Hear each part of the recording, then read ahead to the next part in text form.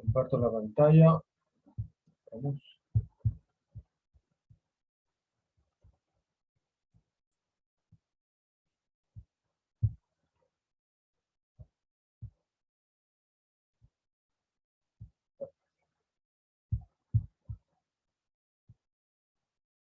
Ya.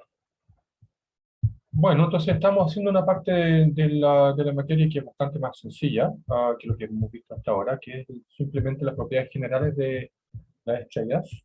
Um, entonces, partimos el martes pasado con la definición de temperatura efectiva, que nos da, o sea, que está determinada en realidad por la luminosidad y el radio de una estrella. Entonces,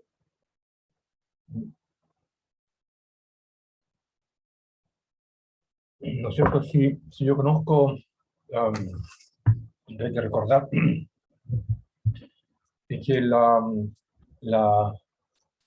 oh,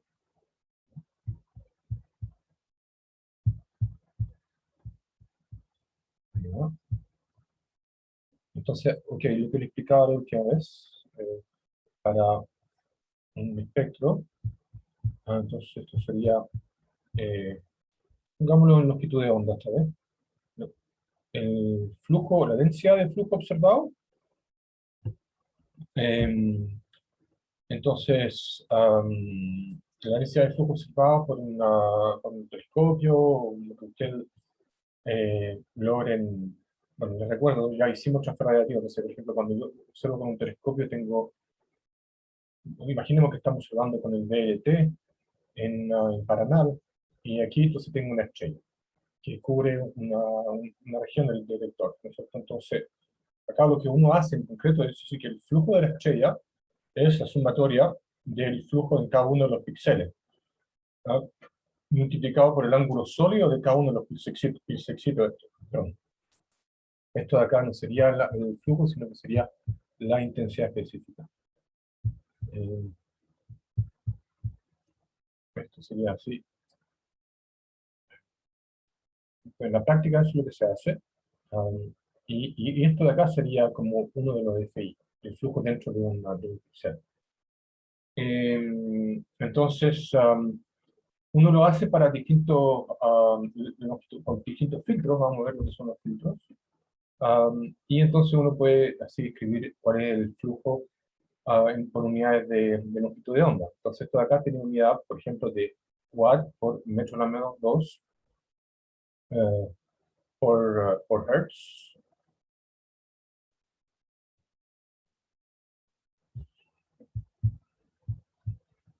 ¿Eh? Ok, entonces esto tiene unidades de eh, watt por metro a la menos 2 por hertz, y porque ya multipliqué por ángulo sólido. También otra unidad podría ser, por ejemplo, watt por metro a la menos 2 por micrón, que sería la unidad para el F de lambda. Esto sería como F de nu, tiene unidades uh, con unidades de hertz, y F de lambda tiene unidad por micrón. O sea, acá tengo el espectro, lo logro construir, y voy a tener una cosa complicada, algo así. Y eso lo aproximamos con un cuerpo negro. Esto sería como el cuerpo negro. Y el punto acá es que el área debajo de la curva debe ser la misma. Entonces, lo que quiero decir acá es que la integral de f lambda de lambda es lo mismo que la integral del cuerpo negro correspondiente. Eso sería lo que define este cuerpo negro. Entonces, no es directamente un ajuste a la curva, sino que las áreas son las mismas. Entonces, eso es lo que determina la temperatura efectiva.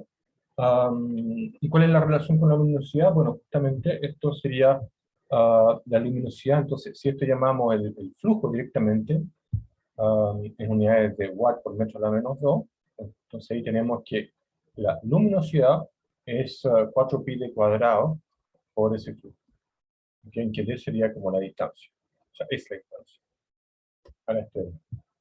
Ya, entonces con eso tenemos una temperatura efectiva, y esa temperatura efectiva del cuerpo negro tiene un cierto, digamos, se relaciona con el máximo espectral, y ese máximo tiene una cierta longitud de onda. Entonces ahí se relaciona esta temperatura efectiva con el color de la estrella. Es decir, acá en el gráfico ven ustedes mucho más.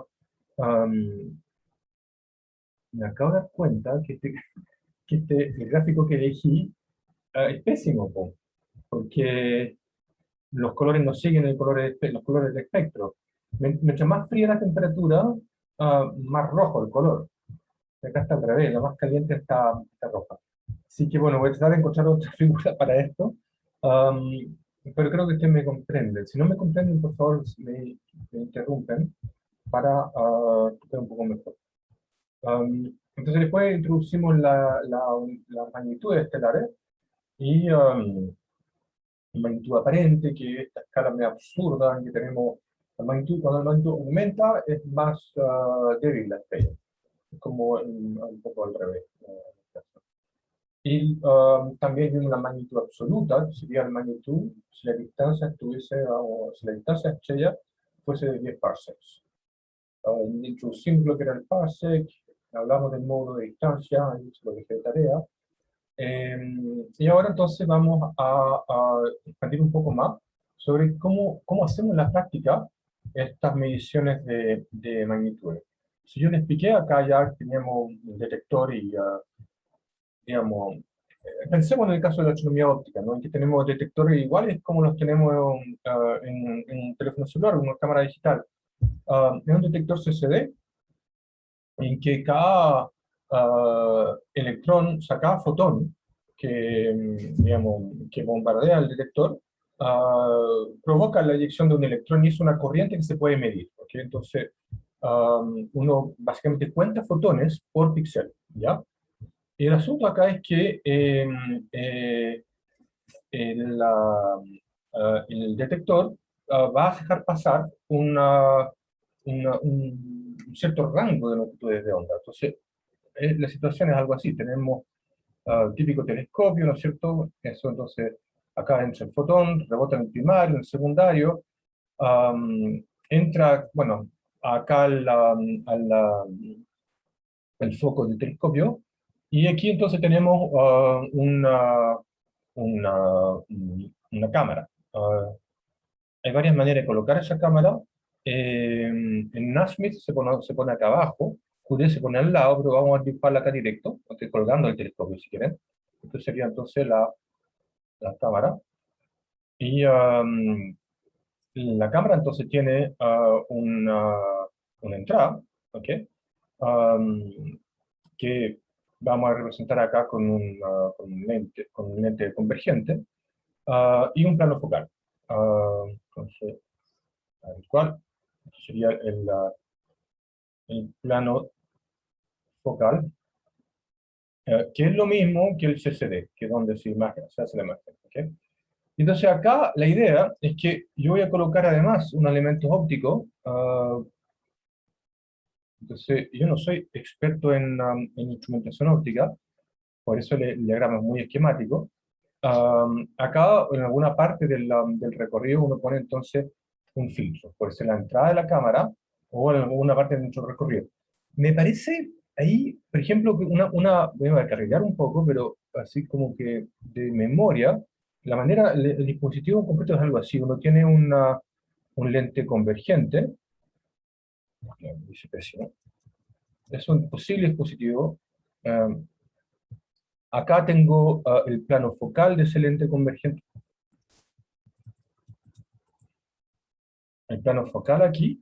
Entonces, acá podría poner la rueda de filtro que se le llama, y no el plano CCD, sino que de nuevo acá poner en la distancia puesta una lente divergente, y luego de nuevo hacerlo converger en el plano focal del CCD, y esto de acá sería el CCD. ¿Eh? De manera que la trayectoria de un fotón sería algo así. Entonces, por ejemplo, a ver, Esto sería un fotón que pasa por el centro, por el eje óptico. Am, Aquí hay una rueda, hay un filtro, le vamos a poner, por ejemplo, el filtro rojo. Esto de acá es la rueda de filtro, vamos a decir que solamente deja pasar radiación roja. Entonces de ahí para adelante, esto de acá sigue de largo, luego es enderezado y luego es converge de nuevo en el CCD. Entonces este de acá sería como el lente divergente, este sería el lente convergente de la cámara. Miren, no me tomen el pie de la letra, pero lo que les quiero explicar es que adentro del dispositivo, del camino óptico de la cámara, uno coloca un filtro. Acá en el diagrama esquemático lo puse en la entrada, en la práctica se hace adentro. Y hay una rueda, esto de acá es una rueda de filtro y uno lo puede cambiar por azul, rojo, digamos, visual, dependiendo de cómo uno llame el filtro. Y este filtro, entonces, deja pasar solamente ciertas longitudes de onda. Lo vamos a representar con esa función de transmisión. Entonces tenemos una función de transmisión t de lambda, y t de lambda entonces va entre 0 y 1, ¿ok? Y típicamente acá, por ejemplo, voy a graficar el filtro azul, entonces t de lambda va desde 0 a 1, ¿ok? Y el filtro azul entonces es algo así. Entonces es 1 más o menos centrado en 4.300 angstroms, y entonces, y es 0 afuera de este dominio. Esto de acá es aprox, así como al ojo, unos 500 angstroms. ¿Ok? Para dar una idea de cuál es el ancho del filtro azul. El filtro rojo, en cambio, está centrado en 6.000 y tanto. Entonces, cuando uno hace una medición, siempre hay un filtro. Si no le pongo ningún filtro, dejo pasar toda la luz, pues. Entonces, al final, la luz, el filtro lo pone la atmósfera. La atmósfera tiene ventanas de transmisión, y yo puedo alcanzar a observar la estrella en esa ventana. Si me corro esa ventana de transmisión, voy a observar la atmósfera. Sí, la atmósfera ultravioleta o infrarrojo es opaca y brilla fuertemente. ¿Ok? Entonces, para el ojo humano somos sensibles solamente al rango visible, y no vemos ni en el infrarrojo ni en el ultravioleta. Si lo viéramos en ese rango de frecuencia, nos parecería brillante siempre el cielo, de noche también, ¿no es cierto? Eh, digamos, donde es opaco, quiero decir, ¿no es cierto? Entonces en el infrarrojo es muy opaco y todo brilla. Um, entonces es importante recordar que la radiación siempre tiene o sea, digamos, cuando yo hago una medición de radiación, siempre tengo que integrar en una cierta, um, en un cierto ancho, es decir, de que tengo que integrar a través de ese filtro. ¿Ok? Em, esta, esto sería entonces el flujo observado. Am, Acá, esto es la expresión correcta. Veo que en mi transparencia me equivoqué. Normalicé la... A ver, déjenme cambiar eso.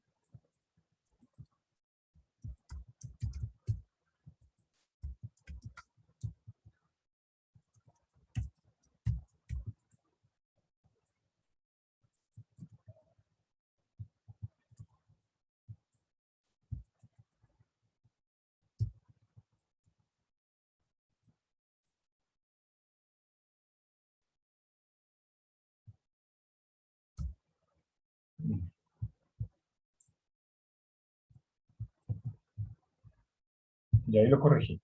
Entonces, esto sería el flujo observado, y ese lambda cero corresponde entonces al promedio. Eso sí, ahí tengo que normalizar.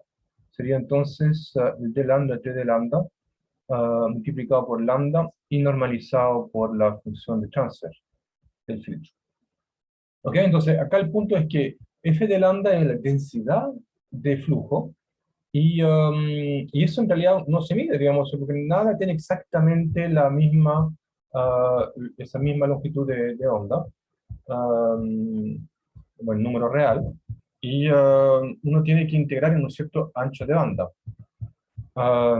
Entonces, la, la medición en concreto se hace a través de este ancho de banda, y si yo le digo el flujo en el azul, se refiere a esta integral en el filtro azul. Y lo mismo, cuando yo le digo la magnitud B, entonces menos 2.5 por el log en base 10 del flujo en B, relativo al flujo de Vega en B, y entonces acá entra también la función de lambda, ¿ok? Entonces, fíjense acá en esta transparencia, les puse unos ejemplos de filtros.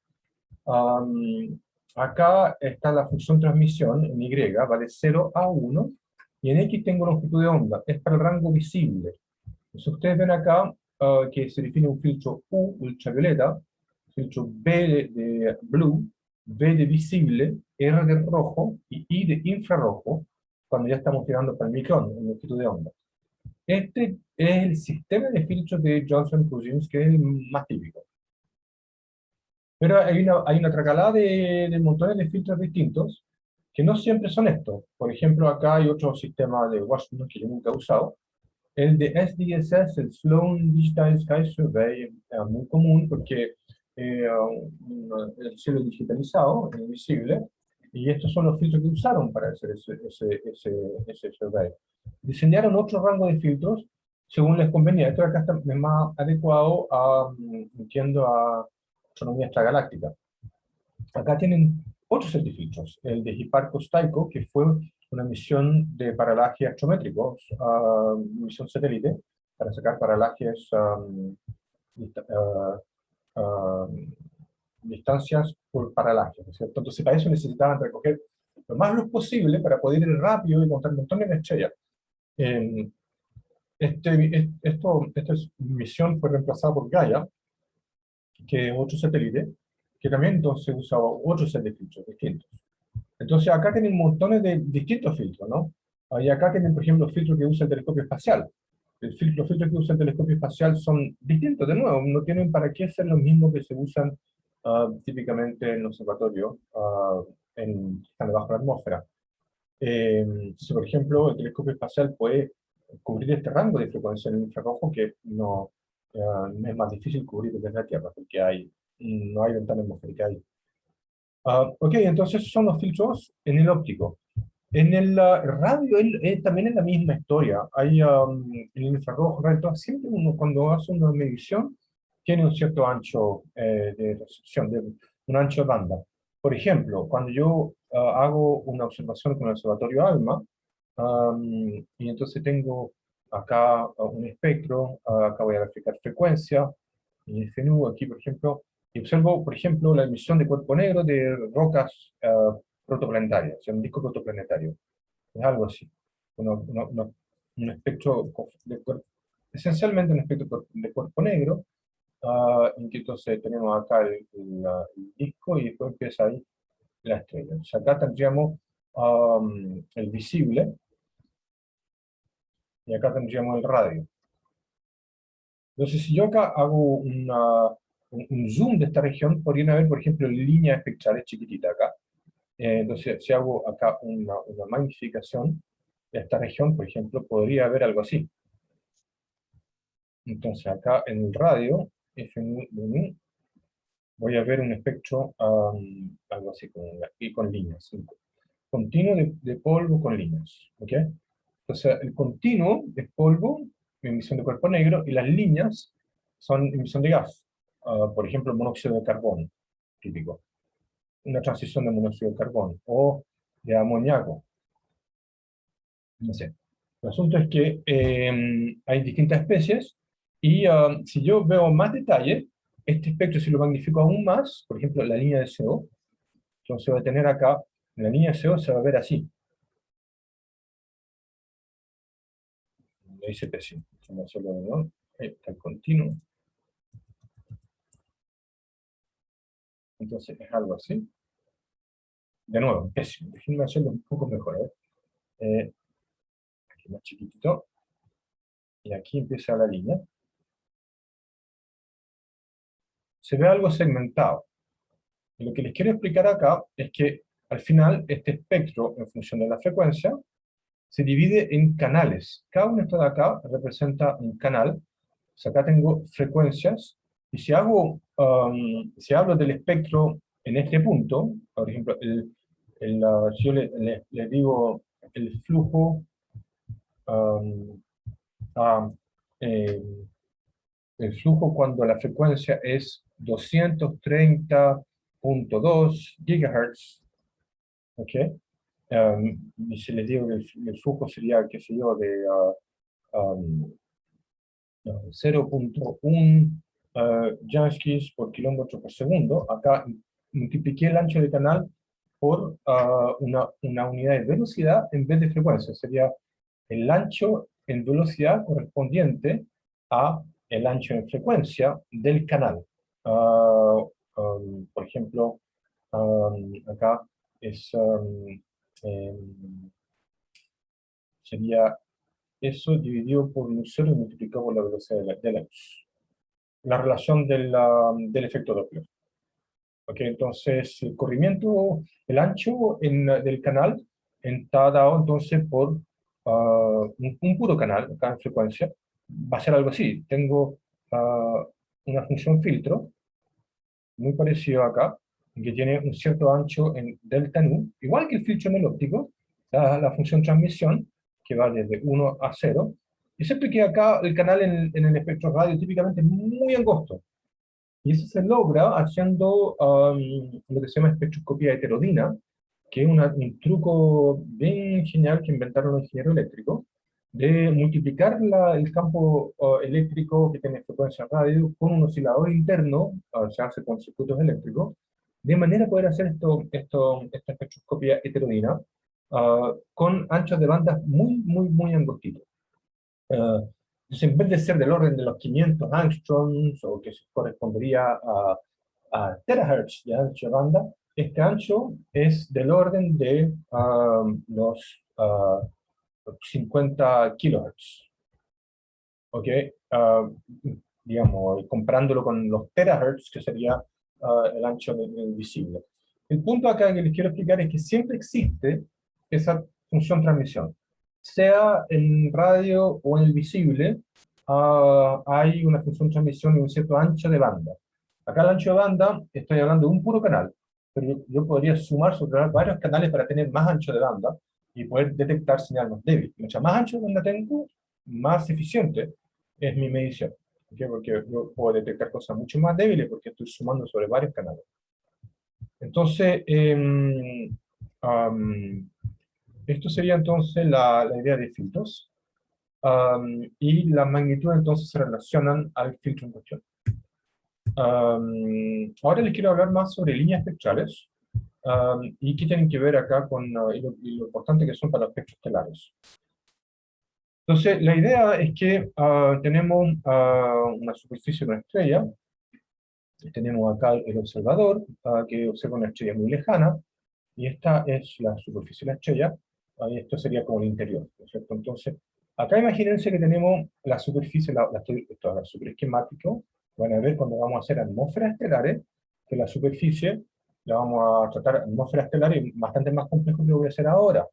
Lo que quiero decir es que tengo en el interior una cierta radiación, llamémosle de cuerpo negro, con T interior, ¿ok? Y acá tengo una superficie que sería otra región con una temperatura inferior, TS.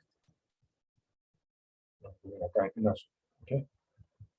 Entonces la intensidad observada es más, tiene otra temperatura y va a estar dada por la ecuación de transfer que nos decía que la intensidad observada entonces el B lambda de la temperatura de la superficie multiplicado por 1 e a la menos tau lambda, más e a la menos tau lambda por el B lambda de la temperatura del interior. Un modelo de dos capas. Tengo la capa interior, que es una temperatura interior que es alta, no sé, 100.000 Kelvin, por decir, y en cambio la de superficie, que serían como 6.000 Kelvin. ¿Okay? Entonces, ustedes ven de que si la superficie es opaca, yo voy si la superficie es opaca, entonces si tau lambda es mucho más grande que 1, entonces la intensidad observada corresponde al cuerpo negro frío de la superficie, ¿ok? Y al revés, si no hay opacidad, ah, entonces la intensidad observada es la del cuerpo negro caliente, que es mucho más intenso. Entonces ustedes ven que en función de la longitud de onda y de la composición de la superficie, el transfer radiativo de la radiación estelar va a resultar en una estructura espectral, ¿ok? Va a generar líneas en función de las transiciones de las especies que componen la superficie. Entonces, por ejemplo, acá tengo el ejemplo de hidrógeno, en que se grafican a las transiciones atómicas de hidrógeno. En estado fundamental, a menos 3.6 electronvolts. Otro número que hay que aprender de memoria, la energía de ionización de hidrógeno.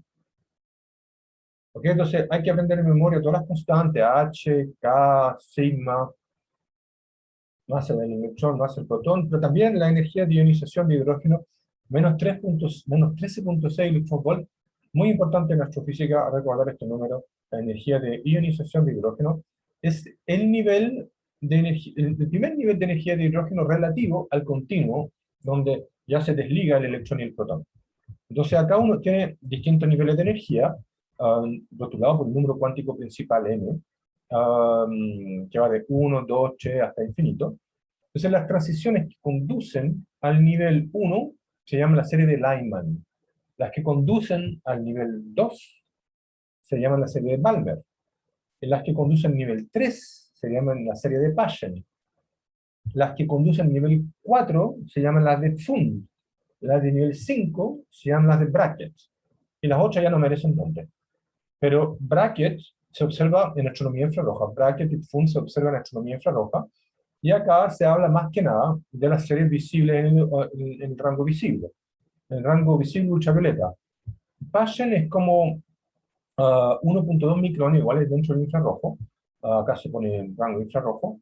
Y aquí está el Balmer, que es visible, y la serie de Lyman de Fenton en ultravioleta. ¿Okay? Entonces, el rango visible corresponde solamente a la serie de Balmer.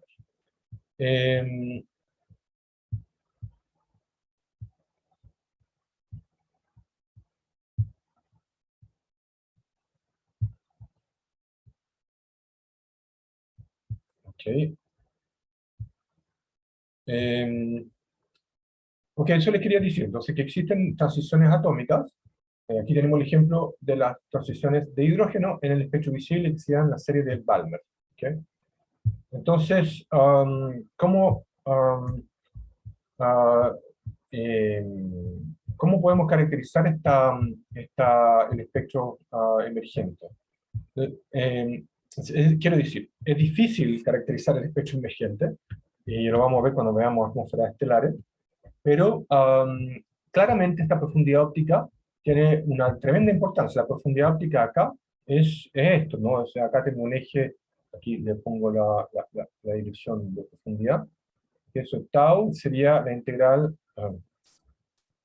tau de lambda sería la integral desde 0 a infinito en ds de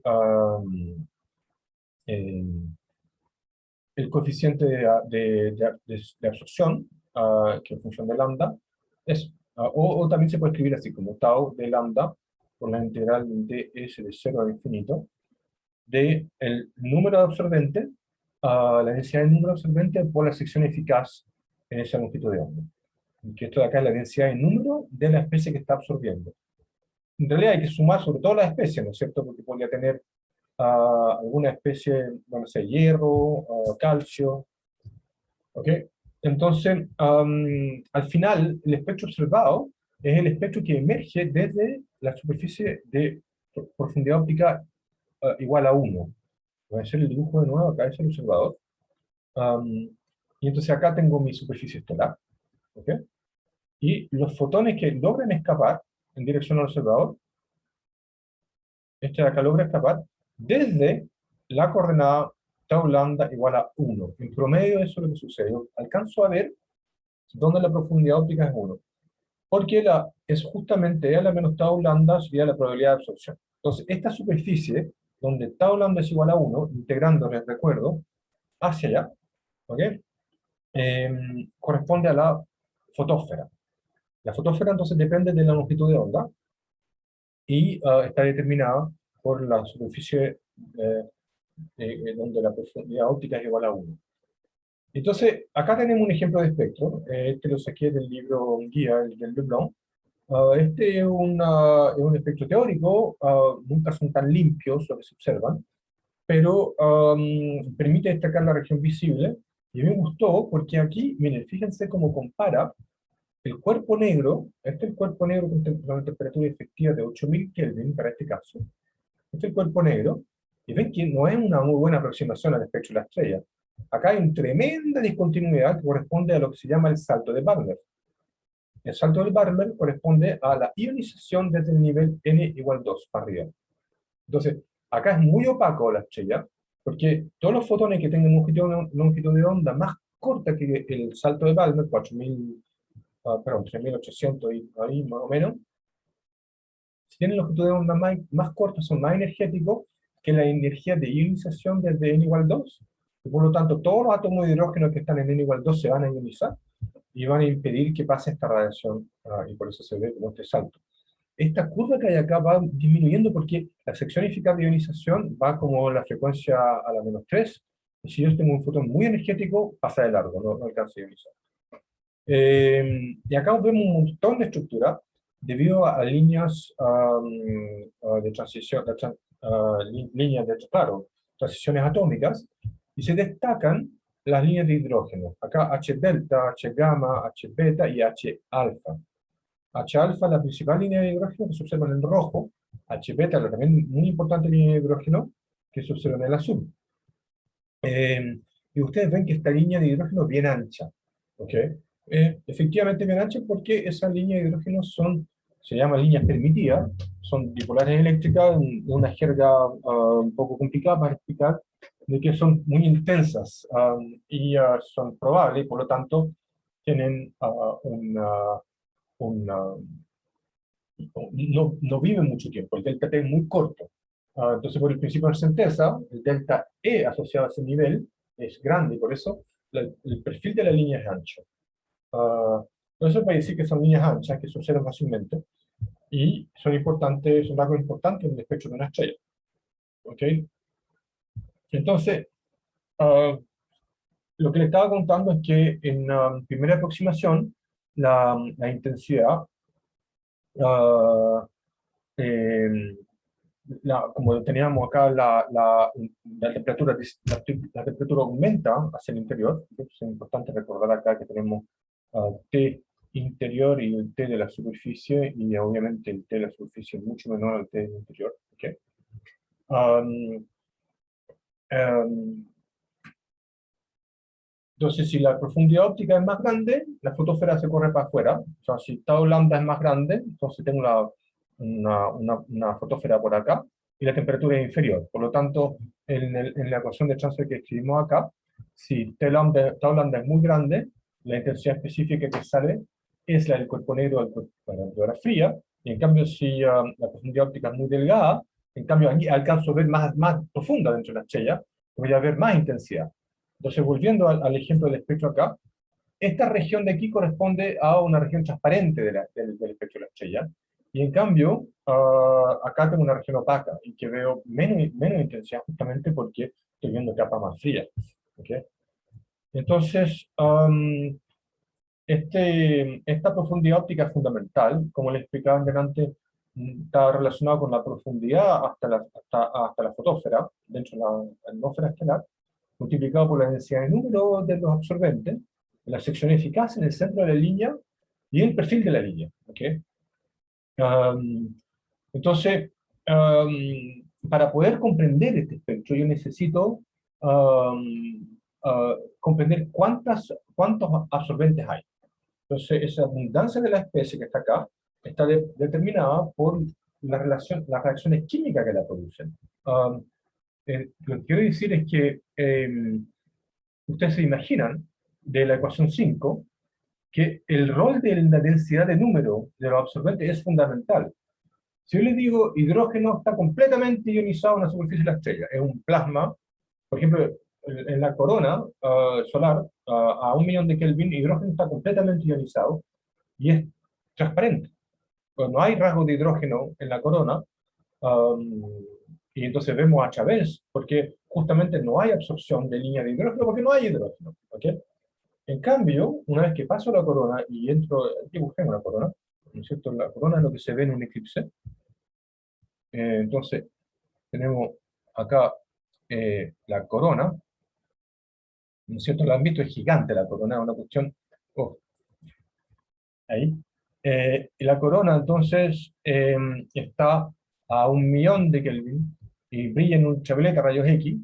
Entonces, cuando tenemos un eclipse, tapamos la fotósfera solar y vemos la corona, esa luz media morada que sale para los eclipses. Y cuando ya tenemos una perspectiva directa de la fotósfera, tenemos entonces alcanzamos a ver la fotósfera, porque aquí lo vemos entonces a 6000 Kelvin. ¿Ok? Entonces lo que quiero decir es que, ¿por qué no vemos la corona? Porque está completamente ionizado. Entonces es transparente.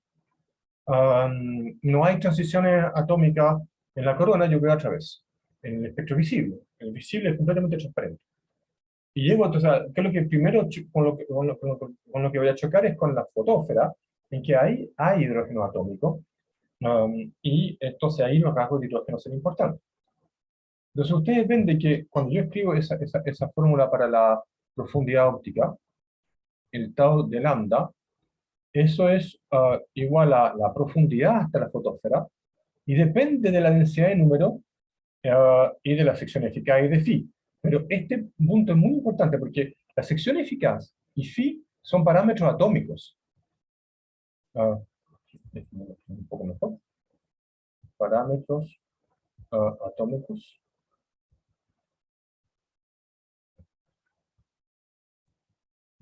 Y esto de acá, entonces, la densidad de números del absorbente nos dice cuál es la composición. O sea, está determinada por la composición. Y la composición en la superficie depende de las reacciones químicas que ocurren. O el interior serían las reacciones nucleares también, pero las reacciones en general. Entonces, la reacción en general la podemos escribir así, como por ejemplo, no sé, si yo le escribo un átomo de hidrógeno con otro átomo de hidrógeno, conduce a un hidrógeno molecular. También puede irse al revés, ¿no es cierto? Entonces acá, eso lo voy a escribir como 2H menos un H2 igual 0. Es una manera de escribir esta reacción con los coeficientes estoquiométricos. ¿Okay? O no sé, a ver,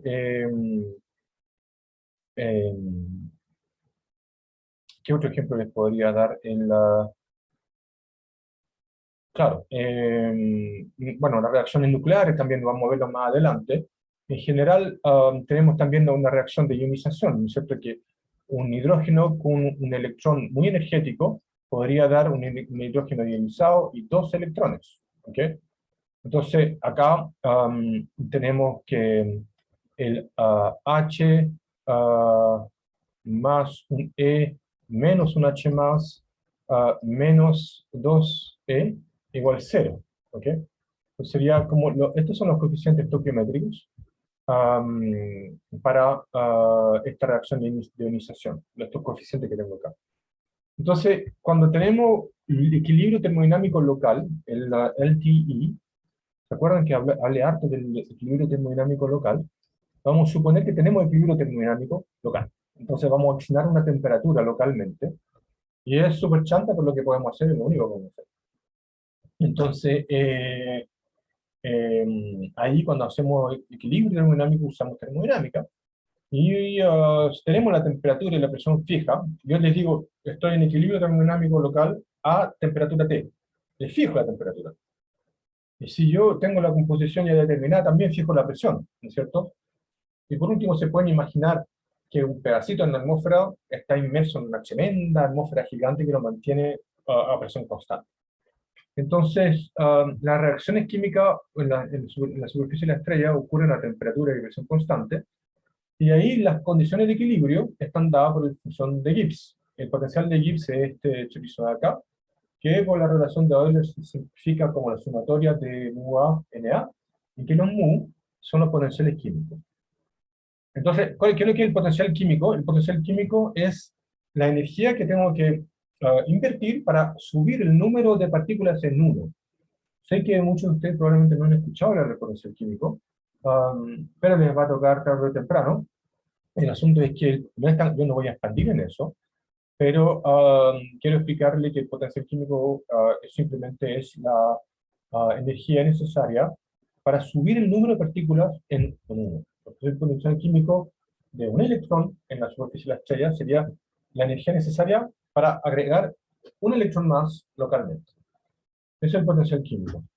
Entonces, cuando yo minimizo este G, entonces lo que hago es esto, minimizo G igual a 0, y hago que entonces la sumatoria nada de los mu A de DNA tiene que ser 0. El mu A no lo toco porque esto es un parámetro atómico. No depende más que de este mu A depende de la temperatura y la presión por la relación de Gibbs-Duhem, pero lo único que estoy variando acá es las concentraciones de las especies que están involucradas. Y esto de acá varían exactamente como los coeficientes estoquiométricos. Son proporcionales. Si yo varío con un electrón, tengo que sacar un hidrógeno. Entonces, yo aumento un electrón por ionización, aumento un hidrógeno ionizado. Van uno a uno. Entonces, al final tenemos esta relación de masa-acción, que es la sumatoria de los mu a Na igual 0 en LT. ¿Y qué tiene que ver eso con nuestro problema? Bueno, porque estos mu a están dados por las reacciones químicas y los mu son proporcionales a las densidades. El mu, para un gas ideal, el mu A es proporcional a la densidad de esa especie. Entonces, y bueno, hay un chorizo de otras constantes más, pero no nos importa tanto. Acá la lógica es que la ley de masa-acción nos conduce a la ecuación de Saha, que nos da el equilibrio de ionización. Entonces acá básicamente cuento corto, el cálculo del potencial químico con las constantes que van acá arrojan entonces para el equilibrio de ionización la ecuación de Saha, que es la ley de masa-acción aplicada a las reacciones que estoy escribiendo acá. Por ejemplo, la ecuación 8 es la ionización de una especie X que está en unión, ¿ya? Está ionizado Y veces. Yo le voy a pegar ahí fuerte con un electrón energético, que estamos en un ambiente caliente, 10.000 Kelvin.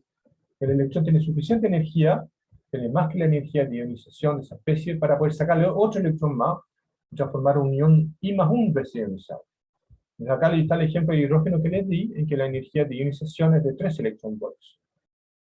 Bueno, para el caso de la ecuación 8, la ley de masa-acción conduce entonces a esta ecuación de Saha, en que ustedes ven que la razón de las densidades entre dos estados ionizados depende de la densidad de los electrones, depende de estos parámetros atómicos, de la función partición.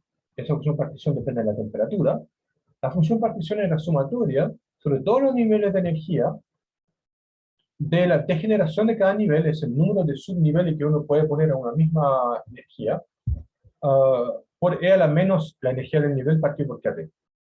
Entonces, esa energía de ionización, o sea, la función partición es, entra acá en la fórmula para la ecuación de Saha. Y acá aparece la energía de ionización también y la temperatura acá abajo, en el denominador. Esta ecuación de Saha es súper importante porque permite calcular entonces las fracciones de las concentraciones de distintos iones en distintas etapas de ionización. Entonces, eso nos permite decir cuál es la abundancia que hay de hidrógeno, por ejemplo. Si la temperatura es demasiado alta, el hidrógeno va a estar completamente ionizado. Entonces, de nuevo, por ejemplo, T del orden de 10 a la 6 Kelvin, la ecuación de Saha me da que la densidad de hidrógeno ionizado relativo al hidrógeno neutro es mucho menor que 1 y no hay hidrógeno, perdón, al revés, es mucho mayor que 1 y no hay hidrógeno neutro. ¿Okay? En cambio, a una temperatura del orden de 1000 Kelvin, el Saha nos da que la NH1 es mucho más grande que NH más, muy poco fracción de ionización. ¿Okay? Entonces, en realidad, para ver una línea de hidrógeno necesito estar frío, porque necesito estar a una temperatura más cerca de 1000 Kelvin para tener hidrógeno atómico. Si no, está demasiado caliente. Pero si es muy frío, pues tampoco puedo ver la línea de hidrógeno en el nivel 2, porque tengo acá, en el segundo nivel, acá, tengo una cierta diferencia de energía, y lo teníamos en el diagrama acá. Acá la tenemos, la diferencia de energía es 13.6 más 3.4, del orden de 13.2. ¿Ok? Entonces, necesitamos al menos, perdón, de 10.2. Necesitamos al menos 10.2 electronvolts para poder excitar acá, que una especie que está aquí salte al nivel n igual 2. Y luego conduzca a un rasgo de absorción, porque para poder ver una serie de Balmer necesito que una especie en este nivel n igual 2 absorba un fotón y suba para arriba a un nivel excitado. Entonces, necesito también calentar el gas suficientemente como para poder excitar el nivel n igual 2. Son ambas cosas. Y la población del nivel n igual 2, relativa a la población total de esta especie XA, que en este caso dibujémoslo aquí, la población de hidrógeno en n igual 2, relativo a la población total de hidrógeno, está dado por el nivel de degeneración de n igual 2 por E a la menos 10.2 electronvolts partido por el kT. Y dividido por la función partición de hidrógeno. Que eso solamente depende de la temperatura. Entonces, y esta función de degeneración es 2n más 1, entonces en este caso es 5.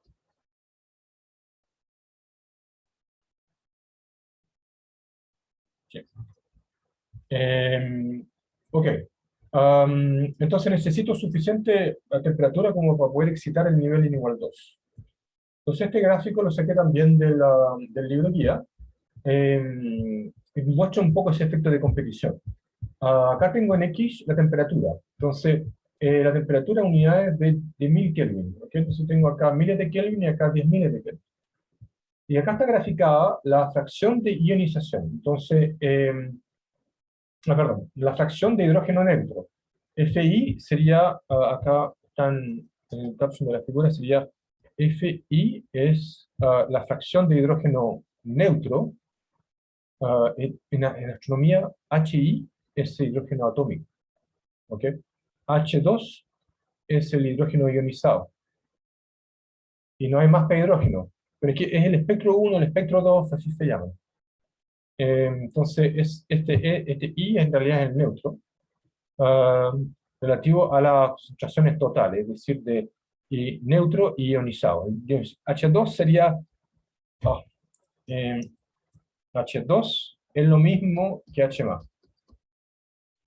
Así cacho en astronomía, así se dice. Como las magnitudes ahí, hay otro accidente histórico entre los distintos espectros. Ya, entonces esa es la fracción de hidrógeno neutro. Y esto es lo que está verificado acá. Mientras más caliente, menos hidrógeno neutro. ¿Okay? Y por otro lado, esta otra curva de acá nos dice cuál es la población del nivel n igual 2 de hidrógeno relativo a la población total de hidrógeno atómico. Y esto aumenta con la temperatura como una curva exponencial. Y entonces al final, para formar la línea, necesitamos que hidrógeno atómico esté excitado en el nivel n igual 2. Entonces esta es la situación, eso es lo que queremos. Queremos que que la fracción de hidrógeno atómico del nivel n igual 2 relativo a la, atómico, a la abundancia total de hidrógeno sea lo más alto posible. Entonces voy a escribirlo acá, esto de aquí. N2 partido por N1 más N2 es la fracción de hidrógeno en el nivel n igual 2 relativo al total de hidrógeno. ionizado, ionizado y neutro. Entonces, este tiene un máximo alrededor de miles de Kelvin. Y eso explica entonces de que los rasgos de hidrógeno van a ser visibles solamente en este rango de temperatura, desde 6000 Kelvin más o menos, y hasta 20.000 Kelvin, según este gráfico.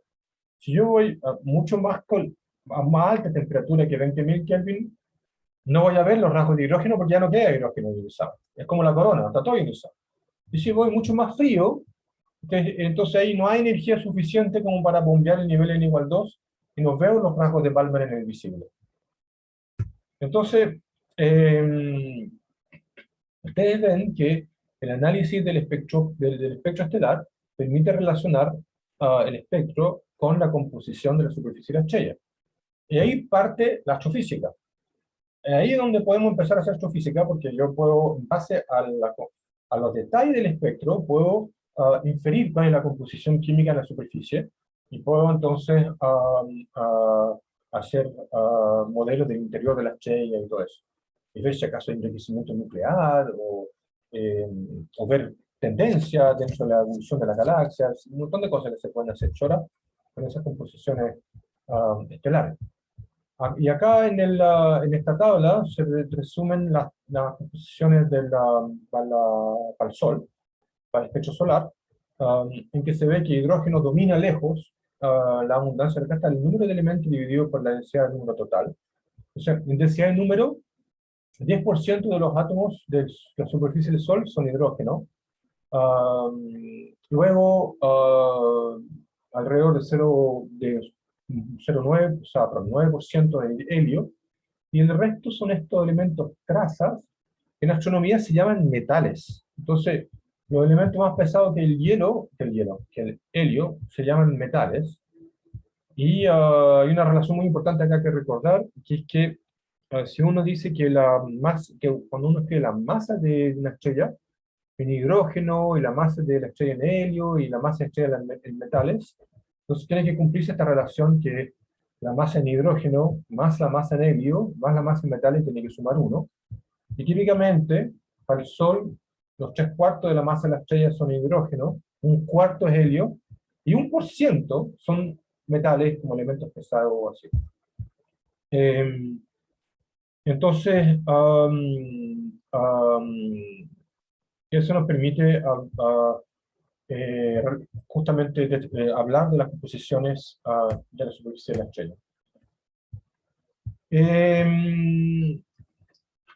Las estrellas se clasifican entonces en función de las líneas y los rasgos espectrales que uno observa en su superficie. Entonces acá está una tabla también sacada de Leblond, en que se ve que se clasifica los espectros estelares en función de la intensidad de la línea de hidrógeno. Entonces aquí vemos que cuando tenemos líneas de hidrógeno débiles, pero línea de helio fuerte, entonces tenemos una estrella O, que tiene temperatura del orden de 30.000 Kelvin, temperatura efectiva. Cuando las líneas de hidrógeno atómicos son más fuertes, y un poquito más fuertes las líneas de hidrógeno, hablamos de una estrella B. Cuando las líneas de hidrógeno están al máximo, tenemos una estrella A, como Vega.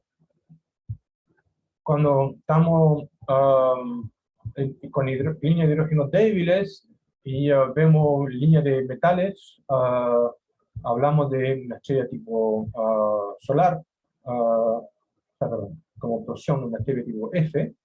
Y para cuando la línea de los metales son, un poquito, digamos, con metales de una sola ionización, como calcio más, esos entonces se observan acá en el Sol, tipo G, y con temperaturas más débiles, en que ya solamente hay líneas atómicas no ionizadas, son las de K, y las tipos espectrales M, entonces son líneas moleculares y sin línea de hidrógeno. Esa secuencia, bien importante recordarla: O, B, A, Fine, Girl, Kiss Me.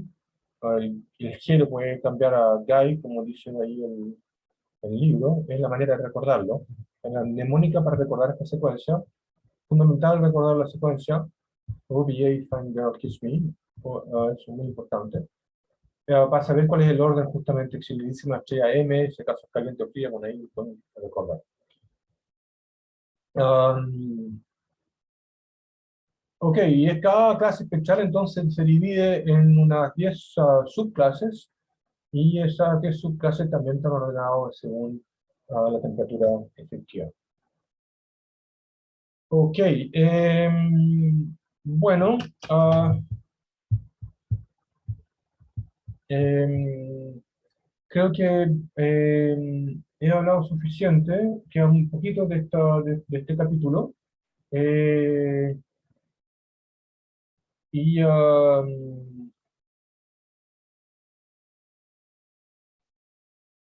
no sé si seguir un poco más o ya estamos.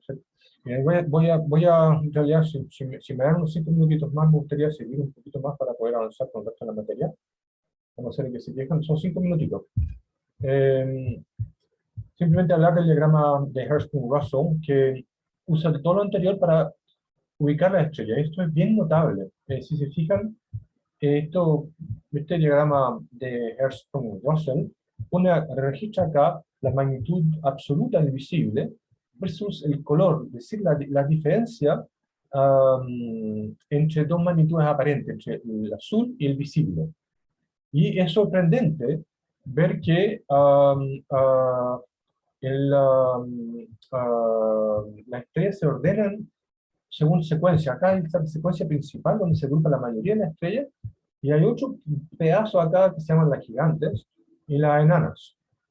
Igual es notable que se ordenen tan bien las estrellas, y eso habla de mucha astrofísica, porque no es una distribución aleatoria de luminosidad y colores. Una estrella que tiene alta magnitud absoluta, eh, corresponde a una estrella azul en general. Excepto si tiene una estrella azul, podría ser también, se observan una estrella azul que tienen baja magnitud absoluta. Entonces, toda la estructura que está detrás de este diagrama HF es lo que motivó el desarrollo de la astrofísica estelar en su inicio, explicar estas tendencias. Entonces, hoy en día se grafican de otras maneras estos diagramas, porque el color, la diferencia de magnitud es aparente, en realidad tiene que ver con la razón de flujos, y eso para un cuerpo negro es una función solamente de la temperatura efectiva. Y también, si yo fijo la temperatura efectiva, la magnitud absoluta es una función de la luminosidad volumétrica. Entonces, allí podemos escribir otra versión del diagrama de Hertzsprung-Russell, y que en vez de tener color aparente en el eje X, tengo la temperatura efectiva. Y en vez de tener la magnitud en el eje Y, tengo la luminosidad. Y aquí ustedes ven que hay distintas regiones donde se agrupan las estrellas, y se conduce entonces a las clases de luminosidad. Las más brillantes son las supergigantes. Después tenemos las gigantes, después tenemos la secuencia principal, que también se le llaman las enanas, y luego más abajo están las enanas blancas. Las enanas son las típicas. ¿Okay? Entonces, en este diagrama de Hertzsprung-Russell, está súper bueno este diagrama de Hertzsprung-Russell sacado de Wikipedia. Vemos acá cómo se ordenan, digamos, las estrellas en esta secuencia de luminosidad. Acá vemos que la mayor parte de las estrellas están en la secuencia principal, que se llama, que vamos a ver que es donde pasan la mayor parte de su vida. O sea, si las estrellas se agrupan, en el grueso de las estrellas se agrupa en esta secuencia, es porque pasan más tiempo ahí. ¿Okay? Eso es como la interpretación probabilística de este diagrama. Hay unas poquitas acá abajo, son las enanas blancas, y es un poco porque, claro, son pocas las que han llegado, las que han terminado su vida para llegar a esta etapa de enana blanca. Y aquí en este cúmulo que está acá, está la rama horizontal, que está aquí, el rama gigante. Entonces son gigantes. Y bueno, las supergigantes son poquitas también. Hay, pero bueno. no son muy frecuentes, parece que no viven mucho tiempo. No, viven como 1 o 2 millones de años y después se explotan como supernovas. Entonces acá ven la relación que hay entre los tipos espectrales, las clases espectral, o BA, Fine, Ground, Kiss Me, en función del color acá abajo, BB, y la luminosidad acá en la izquierda, en el eje Y, y la magnitud absoluta en el eje Y derecho. Entonces, para terminar, esta es una versión moderna de un diagrama de Hertzsprung-Russell, tal como lo observa el satélite Gaia. Gaia básicamente le sacó la distancia a todas las estrellas de la galaxia, casi todas. Ah, se estima más o menos que hay 100.000 millones de estrellas en la galaxia, y bueno, hay más o menos 100.000 millones de galaxias en el universo. Todo eso se puede contar. Y es un poco la meta de estos grandes misiones espaciales, el contacto, el contenido de la galaxia, todo el contenido de la galaxia del universo. Gaia cuenta todas las galaxias, todas las estrellas en la galaxia. Y acá ustedes ven cómo se dibuja, pero espectacularmente bien, la secuencia principal de Gaia, ordenada acá en función de la magnitud absoluta Gaia, que está relacionada con la luminosidad, y el color Gaia, que está relacionado con la temperatura acá arriba. Entonces, encuentro muy bonito esto acá, espectacular. Nunca había visto un diagrama HR que parece pintado, porque justamente estamos hablando de millones de estrellas y por eso hay tanta, digamos, una importante fracción de las estrellas de la galaxia fueron rotuladas por Gaia, están en este diagrama. Bueno, con esto ahora sí que termino la clase de hoy día. Eh, Mauricio y Tamara, les agradezco muchísimo haber aguantado con la cámara prendida todo el rato. Y se aprecia mucho, así que muchas gracias. Y nos vemos la semana próxima. Gracias, Vale, también. Ahí no me había fijado que estás todavía conectada también. Muchas Profe, gracias. una pregunta antes de que se vaya. Dale, Mauricio. Que en el segundo diagrama que mostró, o sea, el penúltimo diagrama que mostró, estaba relacionado la magnitud absoluta. Esa magnitud absoluta igual tenía como relacionada la magnitud observada, como según la fórmula que nos mostró el otro día. Sí. En este de acá, por ejemplo, está la magnitud absoluta. El llama HRNY, es la magnitud absoluta. Mira, este es el típico. Esta es la magnitud absoluta en el visible. Um, y esto se relaciona con la magnitud observada si tú conoces la distancia. Ok, Mauricio, mira, la manera de relacionarlo es a través de esta ecuación de acá. Aquí. Si yo tengo la distancia, observo la magnitud observada y saco la magnitud absoluta. Ya, sí, sí, sí, aparte capto. Mi pregunta iba como, porque con esa magnitud observada, aquí va la pregunta, lo del diagrama HR estaba relacionando con el flujo de Vega o con algún otro tipo de flujo, como para tener la magnitud observada. Sí, entonces acá viene la ecuación 2, la magnitud observada en el azul, si lambda sería la longitud de onda correspondiente al azul, sería el flujo observado relativo al flujo Vega. Entonces, nada, estas escalas de magnitud a mí me cargan, pero es la manera de que trabajan los astrónomos ópticos, que trabajan en observaciones de estrellas, están acostumbrados a usar esto y por razón histórica lo siguen usando y hacen un trabajo espectacular. O sea, este diagrama HR, perdón, este diagrama HR de Gaia, o sea, a mí me corta el aliento. Encuentro impresionante lo que hacen. Reportan acá entonces la magnitud Gaia absoluta. Podría haber dibujado acá el filtro Gaia, um, pero eso está relacionado entonces con la luminosidad en unidad de la luminosidad solar. Esto es importante. Mira, acá tenemos la luminosidad solar y ves que hay estrellas que son 10.000 veces más brillantes que el Sol y otras que son 1.000 veces menos brillantes. No sé si Y respondí por a la eso pregunta. iba también mi pregunta, que en el diagrama como que el Sol aparece justo en el centro. El Sol está así, el Sol está, mira, es una G2 que está entonces más o menos aquí con la luminosidad 1. Acá está el Sol, donde tengo la flechita. Claro, eso es, no sé, interesante, quizá por eso mismo será que como que el diagrama es de esa forma. Sí, porque uno podría decir de que por el principio cosmológico no estamos en ningún lugar preferencial del universo, por lo tanto el Sol es una estrella común y debe estar acá donde está la mayoría de las estrellas. Ah, listo, ya, capto la idea. Bueno, ahora sí, me despido. Seguimos hablando entonces la semana próxima, el martes. Gracias. Gracias, chao, que esté bien.